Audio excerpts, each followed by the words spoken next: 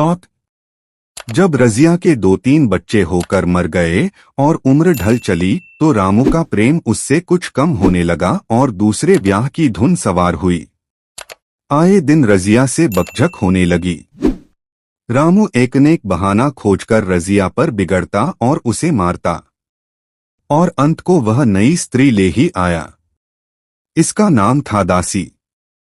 चंपई रंग था, बड़ी बड़ी आंखें, जवानी की उम्र।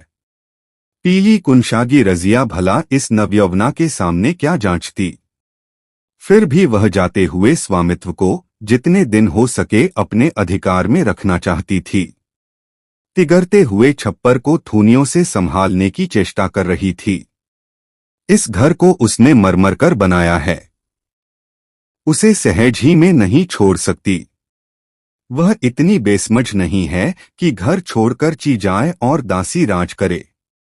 एक दिन रजिया ने रामू से कहा, मेरे पास साड़ी नहीं है, जाकर ला दो। रामू उसके एक दिन पहले दासी के लिए अच्छी सी चुंदरी लाया था। रजिया की मांग सुनकर बोला, मेरे पास अभी रुपया नहीं था। रजिया को साड़ी की उतनी चाह न थी जितनी रामू और दसिया के आनंद में विघ्न डालने की। बोली, रुपए नहीं थे तो कल अपनी चहेती के लिए चुंदरी क्यों लाए। चुंदरी के बदले उसी दाम में 2 साड़ियां लाते तो एक मेरे काम न आ जाती। रामू ने स्वेच्छा भाव से कहा, मेरी इच्छा, जो चाहूंगा करूंगा, तू बोलने वाली कौन है। अभी उसके खाने खेलने के दिन है। तू चाहती है उसे अभी से नोन तेल की चिंता में डाल दूं। यह मुझसे न होगा। तुझे ओढ़ने फनने की साध है तो काम कर, भगवान ने क्या हाथ पैर नहीं दिए। पहले तो घड़ी रात उठकर काम धंधे में लग जाती थी, अब उसकी डाह में पहर दिन तक पड़ी रहती है। तो रुपए क्या आकाश से गिरेंगे। मैं तेरे लिए अपनी जान थोड़े ही दे दूंगा। रजिया ने कहा, तो क्या मैं उसकी लौंडी हूं कि वह रानी की तरह पड़ी रहे और मैं घर का सारा काम करती रहूं। इतने दिनों छाती फाड़कर काम किया, उसका यह फल मिला तो अब मेरी बला काम करने आती है। मैं जैसे रखूंगा वैसे ही तुझे रहना पड़ेगा। मेरी इच्छा होगी रहूंगी, नहीं अलग हो जाऊंगी। जो तेरी इच्छा हो कर, मेरा गला छोड़। अच्छी बात है, आज से तेरा गला छोड़ती हूं। समझ लूंगी विधवा हो गई। रामू दिल में इतना तो समझता था कि यह गृहस्थी रजिया की जोड़ी हुई है, चाहे उसके रूप में उसके लोचन विलास के लिए आकर्षण न हो। संभव था कुछ देर के बाद वह जाकर रजिया को मना लेता, पर दासी भी कूटनीति में कुशल थी। उसने गम्र लोहे पर चोटें जमाना शुरू की। बोली, आज देवी की किस बात पर बिगड़ रही थी। रामू ने उदास मन से कहा, तेरी चुंदरी के पीछे रजिया महाभारत मचाए हुए है। अब कहती है अलग रहूंगी। मैंने कह दिया, तेरी जरे इच्छा होकर। दसिया ने औंखें मटकाकर कहा, यह सब नखरे हैं कि आकर हाथ पांव जोड़े मनावन करें और कुछ नहीं। तुम चुपचाप बैठे रहो, 2-4 दिन में आप ही गर्मी उतर जाएगी। तुम कुछ बोलना नहीं, उसका मिजाज और आसमान पर चढ़ जाएगा। रामू ने गंभीर भाव से कहा, दासी तुम जानती हो वह कितनी घमंडिन है। वह मुंह से जो बात कहती है उसे करके छोड़ती है। रजिया को भी रामू से ऐसी कृतघ्नता की आशा न थी। वह जब पहले किसी सुंदर नहीं, इसलिए रामू को अब उससे प्रेम नहीं है। पुरुष चरित्र में यह कोई असाधारण बात न थी, लेकिन रामू उससे अलग रहेगा, इसका उसे विश्वास आन आता था। यह घर उसी ने पैसा पैसा जोड़ेकर बनवाया, गृहस्थी भी उसी की जोड़ी हुई है। अनाज का लेन देन उसी ने शुरू किया। इस घर में आकर उसने कौन कौन से कष्ट नहीं झेले, इसीलिए तो कि पौरूख थक जाने पर एक टुकड़ा चैन से खाएगी और पड़ी रहेगी, और आज वह इतनी निर्दयता से दूध की मक्खी की तरह निकालकर फेंक दी गई। रामू ने इतना भी नहीं कहा, तू अलग नहीं रहने पाएगी। मैं या खुद मर जाऊंगा या तुझे मार डालूंगा, पर तुझे अलग न होने दूंगा। तुझसे मेरा ब्याह हुआ है। हंसी ठट्ठा नहीं है। तो जब रामू को उसकी परवाह नहीं है, तो वह रामू को क्यों परवाह करे? क्या सभी स्त्रियों के पुरुष बैठे होते हैं? सभी के माँ बाप बेटे पोते होते हैं। आज उसके लड़के जीते होते तो मजाल थी कि यह नई स्त्री लाते और मेरी यह दुर्गति करते। इस निदय को मेरे ऊपर इतनी भी दया न आई। नारी हृदय की सारी परवशता इस अत्याचार से विद्रोह करने लगी। वही आग जो मोटी लकड़ी को स्पर्श भी नहीं कर सकती, फूस को जलाकर भस्म कर देती है। दूसरे दिन रजिया एक दूसरे गांव में चली गई। उसने अपने साथ कुछ न लिया। जो साड़ी उसकी देह पर थी वही उसकी सारी संपत्ति थी। विधाता ने उसके बालकों को पहले ही छीन लिया था, आज घर भी छीन लिया। रामू उस समय दासी के साथ बैठा हुआ आमोद विनोद कर रहा था। रजिया को जाते देखकर शायद वह समझ न सका कि वह चली जा रही है। रजिया ने यही समझा। इस तरह तोरों की भांति वह जाना भी न चाहती थी। वह दासी को, उसके पति को और सारे गांव को दिखा देना चाहती थी कि वह इस घर से धेले की भी चीज नहीं ले जा रही है। गांव वालों की दृष्टि में रामू का अपमान करना ही उसका लक्ष्य था। उसके चुपचाप चले जाने से तो कुछ भी न होगा। रामू उल्टा सबसे कहेगा, रजिया घर की सारी संपदा उठा ले गई। उसने रामू को पुकार कर कहा, संभालो अपना घर, मैं जाती हूं।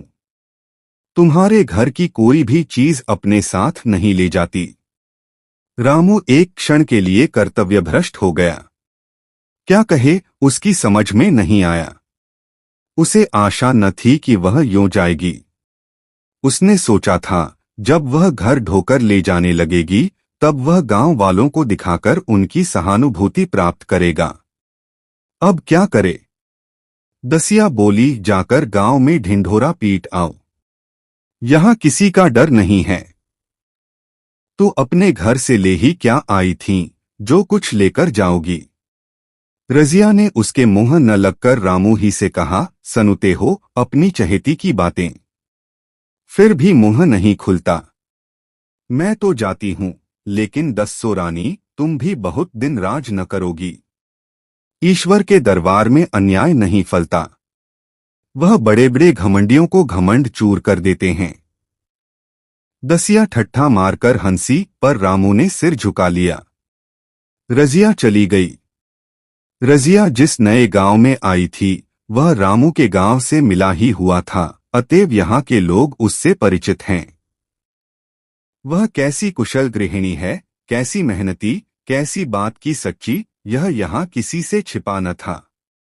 रजिया को मजूरी मिलने में कोई बाधा न हुई। जो एक लेकर 2 का काम करे उसे काम की क्या कमी।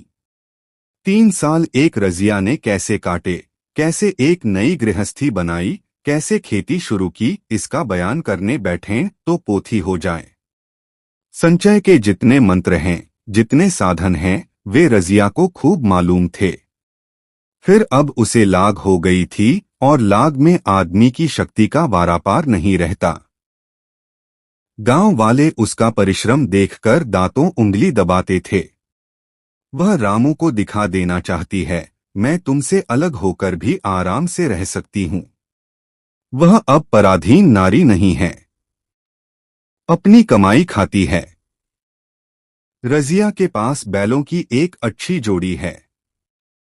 रजिया उन्हें केवल खली भूसी देकर नहीं रह जाती, रोज 2-2 रोटियां भी खिलाती है। फिर उन्हें घंटों सहलाती। कभी कभी उनके कंधों पर सिर रखकर रोती है और कहती है, अब बेटे हो तो, पति हो तो तुम ही हो। मेरी जाल अब तुम्हारे ही साथ है। दोनों बैल शायद रजिया की भाषा और भाव समझते हैं। वे मनुष्य नहीं, बैल हैं। दोनों सिर नीचा करके रजिया का हाथ चाटकर उसे आश्वासन देते हैं। वे उसे देखते ही कितने प्रेम से उसकी ओर ताकते लगते हैं, कितने हर्ष से कंधा झुलाकर पर जुआ रखवाते हैं और कैसा जी तोड़ काम करते हैं, यह वे लोग समझ सकते हैं जिन्होंने बैलों की सेवा की है और उनके हृदय को अपनाया है। रजिया इस गांव की चौधराइन है। उसकी बुद्धि जो पहले नित्य आधार खोजती रहती थी और स्वच्छंद रूप से अपना विकास न कर सकती थी, अब छाया से निकलकर प्रौढ़ और उन्नत हो गई है। एक दिन रजिया घर लौटी तो एक आदमी ने कहा, तुमने नहीं सुना, चौधराइन रामू तो बहुत बीमार है। सुना 10 लंघन हो गए हैं। रजिया ने उदासीनता से कहा, जूड़ी है क्या? जूड़ी नहीं, कोई दूसरा रोग है। बाहर खाट पर पड़ा था। मैंने पूछा, कैसा जी है रामू? तो रोने लगा। बुरा हाल है। घर में एक पैसा भी नहीं कि दवा दारू करें। दसिया के एक लड़का हुआ है। वह तो पहले भी काम धंधा न करती थी और अब तो लड़कोरी है, कैसे काम करने आए।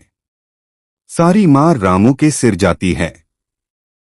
फिर गहने चाहिए, नई दुल्हन यों कैसे रहे। रजिया ने घर में जाते हुए कहा, जो जैसा करेगा आप भोगेगा।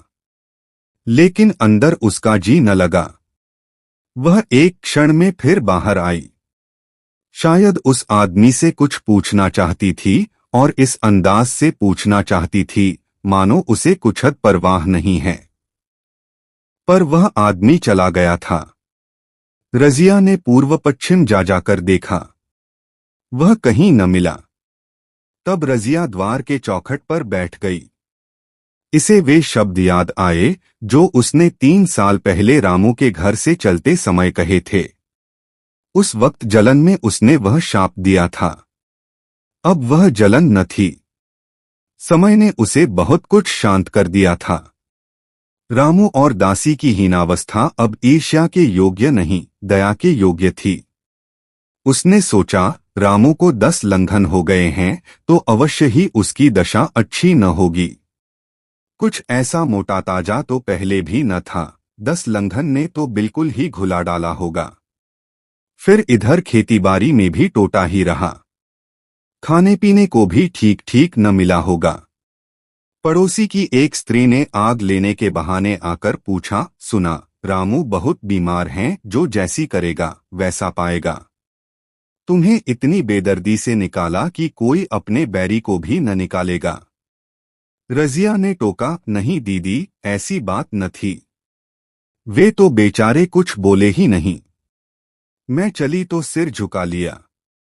दसिया के कहने में आकर वह चाहे जो कुछ कर बैठे हों, यो मुझे कभी कुछ नहीं कहा। किसी की बुराई क्यों करूं? फिर कौन मर्द ऐसा है जो और जो के बस नहीं हो जाता। दसिया के कारण उनकी यह दशा हुई है। पड़ोसिन ने आग न मांग मुंह फेरकर चली गई। रजिया ने कलसा और रस्सी उठाई और कुएं पर पानी खींचने गई। बैलों को सानी पानी देने की बेला आ गई थी, पर उसकी आंखें उस रास्ते की ओर लगी हुई थीं जो मलसी रामू का गांव को जाता था। कोई उसे बुलाने अवश्य आ रहा होगा। नहीं, बिना बुलाए वह कैसे जा सकती है। लोग कहेंगे, आखिर दौड़ी आई न।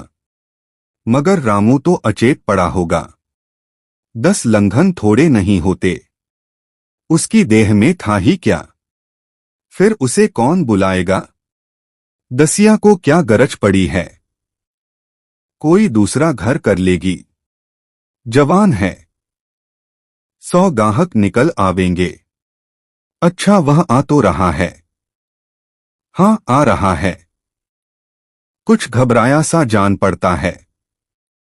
कौन आदमी है, इसे तो कभी मलसी में नहीं देखा, मगर उस वक्त से मलसी कभी गई भी तो नहीं। 2-4 नए आदमी आकर बसे ही होंगे। बटोही चुपचाप कुएं के पास से निकला। रजिया ने कलसा जगत पर रख दिया और उसके पास जाकर बोली, रामू महतो ने भेजा है तुम्हें। अच्छा तो चलो घर, मैं तुम्हारे साथ चलती हूँ। नहीं, अभी मुझे कुछ देर है, बैलों को सानी पानी देना है, दियाबत्ती करनी है। तुम्हें रुपए दे दूं, जाकर दसिया को दे देना। कह देना कोई काम हो तो बुला भेजें। बटोही रामू को क्या जाने, किसी दूसरे गांव का रहने वाला था। पहले तो चकराया, फिर समझ गया। चुपके से रजिया के साथ चला गया और रुपए लेकर लंबा हुआ। चलते चलते रजिया ने पूछा, अब क्या हाल है उनका? बटोही ने अटकल से कहा, अब तो कुछ संभल रहे हैं। दसिया बहुत रोधो तो नहीं रही है? रोती तो नहीं थी। वह क्यों रोएगी? मालूम होगा पीछे। बटोही चला गया तो रजिया ने बैलों को सानी पानी किया, पर मन रामू ही की ओर लगा हुआ था। स्नेह स्मृतियां छोटी छोटी तारिकाओं की भांति मन में उदित होती जाती थीं। एक बार जब वह बीमार पड़ी थी, वह बात याद आई। 10 साल हो गए। वह कैसे रात दिन उसके सिरहाने बैठा रहता था। खाना पीना तक भूल गया था। उसके मन में आया, क्यों न चलकर देख ही आवे। कोई क्या कहेगा? किसका मुंह है जो कुछ कहे। चोरी करने नहीं जा रही हूं। उस आदमी के पास जा रही हूं जिसके साथ 15-20 साल ही हूं। दसिया नाक सिकोड़ेगी। मुझे उससे क्या मतलब। रजिया ने किवाड़ बंद किए, घर मजूर को सहेजा और रामू को देखने चली, कापती, झिझकती, क्षमा का दान लिए हुए।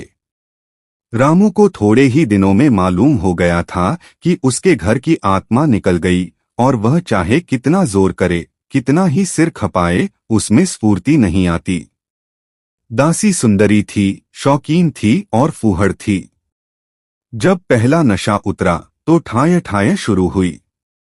खेती की उपज कम होने लगी और जो होती भी थी वह ऊटपटांग खर्च होती थी। ऋण लेना पड़ता था। इसी चिंता और शोक में उसका स्वास्थ्य बिगड़ने लगा। शुरू में कुछ परवाह न की। परवाह करके ही क्या करता। घर में पैसे न थे। अताइयों की चिकित्सा ने बीमारी की जड़ और मजबूत कर दी और आज 10-12 दिन से उसका दाना पानी छूट गया था। मौत के इंतजार में खाट पर पड़ा कराह रहा था। और अब वह दशा हो गई थी जब हम भविष्य से निश्चिंत होकर अतीत में विश्राम करते हैं, जैसे कोई गाड़ी आगे का रास्ता बंद पाकर पीछे लौटे। रजिया को याद करके वह बार बार रोता और दासी को कोसता, तेरे ही कारण मैंने उसे घर से निकाला। वह क्या गई, लक्ष्मी चली गई। मैं जानता हूं अब भी बुलाऊं तो दौड़ी आएगी, लेकिन बुलाऊं किस मुंह से। एक बार वह आ जाती और उससे अपने अपराध क्षमा करा लेती, फिर मैं खुशी से मरता। और लालसा नहीं है। सहसा रजिया ने आकर उसके माथे पर हाथ रखते हुए पूछा, कैसा जी है तुम्हारा? मुझ तो आज हाल मिला। रामू ने सजल नेत्रों से उसे देखा पर कुछ कह न सका। दोनों हाथ जोड़कर उसे प्रणाम किया, पर हाथ जुड़े ही रह गए और आंख उलट गई। लाश घर में पड़ी थी। रजिया रोती थी, दसिया चिंतित थी। घर में रुपए का नाम नहीं। लकड़ी तो चाहिए ही, उठाने वाले भी जलपान करेंगे ही, कफन के बगैर लाश उठेगी कैसे। 10 से कम का खर्च न था। यहाँ घर में 10 पैसे भी नहीं। डर रही थी कि आज गहन आफत आई। ऐसी कीमती भारी गहने ही कौन थे। किसान की बिसात ही क्या, 2-3 नग बेचने से 10 मिल जाएंगे। मगर और हो ही क्या सकता है। उसने चौधरी के लड़के को बुलाकर कहा, देवर जी, यह बेड़ा कैसे पार लागे। गांव में कोई धेले का भी विश्वास करने वाला नहीं। मेरे गहने हैं। चौधरी से कहो इन्हें गिरो रखकर आज का काम चलाएं, फिर भगवान मालिक है। रजिया से क्यों नहीं मांग लेती। सहसा रजिया आंखें पोंछती हुई आ निकली। कान में भनक पड़ी। पूछा, क्या है जोखू, क्या सलाह कर रहे हो? अब मिट्टी उठाओगे की सलाह की बेला है? हाँ, उसी का सरंजाम कर रहा हूं। रुपए पैसे तो यहां होंगे नहीं। बीमारी में खर्च हो गए होंगे। इस बेचारी को तो बीच मंझधार में लाकर छोड़ दिया। तुम लपक कर उस घर चले जाओ भैया। कौन दूर है, कुंजी लेते जाओ। मंजूर से कहना भंडार से 50 रुपए निकाल दे। कहना ऊपर की पटरी पर रखे हैं। वह तो कुंजी लेकर उधर गया। इधर दसिया राजो के पैर पकड़कर रोने लगी। बहनापे के ये शब्द उसके हृदय में बैठ गए। उसने देखा रजिया में कितनी दया, कितनी क्षमा है। रजिया ने उसे छाती से लगाकर कहा, क्यों रोती है बहन?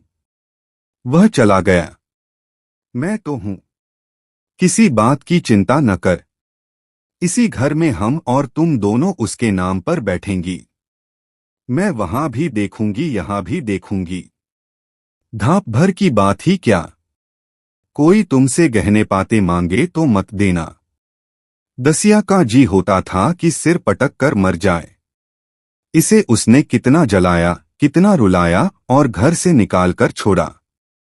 रजिया ने पूछा, जिस जिस के रुपए हों सूरत करके मुझे बता देना। मैं झगड़ा नहीं रखना चाहती। बच्चा दुबला क्यों हो रहा है? दसिया बोली, मेरे दूध होता ही नहीं। गाय जो तुम छोड़ गई थी वह मर गई। दूध नहीं पाता।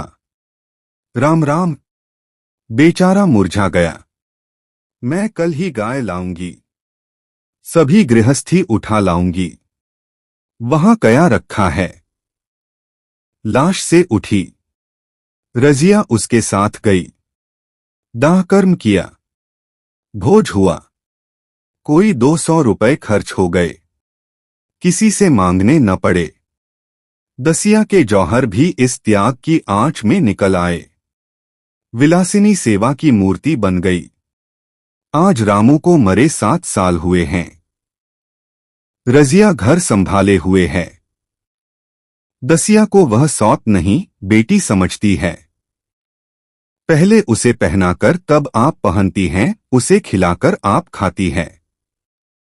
जोखू पढ़ने जाता है। उसकी सगाई की बातचीत पक्की हो गई। इस जाति में बचपन में ही ब्याह हो जाता है। दसिया ने कहा, बहन गहने बनवा कर क्या करोगी? मेरे गहने तो धरे ही हैं। रजिया ने कहा, नहीं री, उसके लिए नए गहने बनवाऊंगी। उभी तो मेरा हाथ चलता है, जब थक जाऊं तो जो चाहे करना। तेरे अभी पहनने ओढ़ने के दिन हैं, तू अपने गहने रहने दे। नाइन ठकुर सुहाती करके बोली, आज जोखू के बाप होते तो कुछ और ही बात होती। रजिया ने कहा, वे नहीं हैं तो मैं तो हूं। वे जितना करते मैं उसका दूगा करूंगी। जब मैं मर जाऊं तब कहना जोखू का बाप नहीं है। ब्याह के दिन दसिया को रोते देखकर रजिया ने कहा, बहू तुम क्यों रोती हो? अभी तो मैं जीती हूं। घर तुम्हारा है, जैसे चाहो रहो। मुझे एक रोटी दे दो बस। और मुझे क्या करना है? मेरा आदमी मर गया। तुम्हारा तो अभी जीता है। दसिया ने उसकी गोद में सिर रख दिया और खूब रोई, जीजी तुम मेरी माता हो। तुम न होती तो मैं किसके द्वार पर खड़ी होती? घर में तो चूहे लौटते थे। उनके राज में मुझे दुख ही दुख उठाने पड़े। सुहाग का सुख तो मुझे तुम्हारे राज में मिला। मैं दुख से नहीं रोती, रोती हूं भगवान की दया पर कि कहां मैं और कहां यह खुशहाली। रजिया मुस्कराकर रो दी। भाइयों बहनों, कैसा लगा हमारा प्रोग्राम? और भी अच्छे प्रोग्राम देखने के लिए हमारे इस चैनल को सब्सक्राइब, शेयर और लाइक करके सपोर्ट करें। दोस्तों, 1 लाख सब्सक्राइबर करने की मेहरबानी करें प्लीज।